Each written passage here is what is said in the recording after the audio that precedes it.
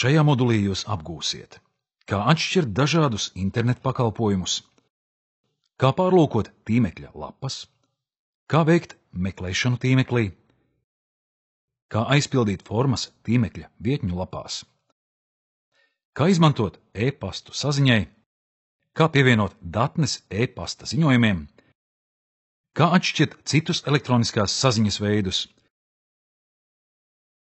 kā izmantot pieejamās palīdzības sistēmas. Internets ir globāls vispasaules datortīkls, kas sevī apvieno lielu daudzumu citu mazāku valdībām, uzņēmumiem un privātpersonām piederošus datortīklus. Interneta pirmsākumi meklējami Amerikas Savienotajās valstīs. Aizsardzības ministrijas pasūtījumā tika izstrādāti droša datortīkla uzbūves principi un arī radīts reāli strādājošs datortīkls valdības vajadzībām. AFANET – Advanced Research Projects Agency Network. Sākotnēji šis tīkls savstarpēji savienoja 4 punktus Amerikas vadošās universitātes.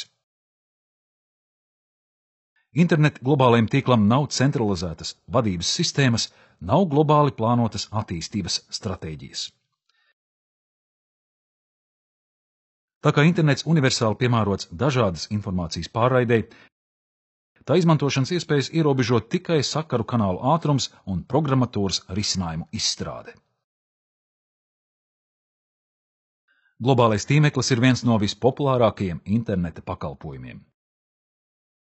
To veido savstarpēji saistītas tīmekļa lappuses, kas ar speciālas programmatūras palīdzību izveidotas serveros un pieejamas lietotājiem. Mūsdienās tīmekļa lapas satur ne tikai tekstu, bet arī attēlus un multivides elementus.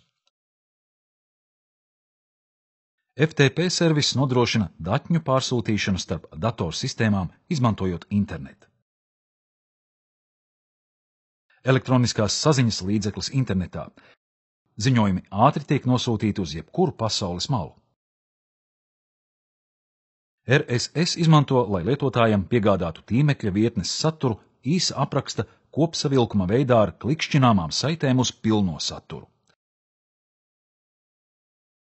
Par RSS satura esamību internet vietnē liecina speciāla pārlūkprogrammas ikona vai grafiskais attēls lapas tekstā. Podraide ir internetā pieejama sagatavotu multivides datņu klausīšanās vai lejupielāde portatīvajā multivides datņu atskaņošanas ierīcē. Parasti veido un publicē audio vai multivides datņu sērijas raidījumus.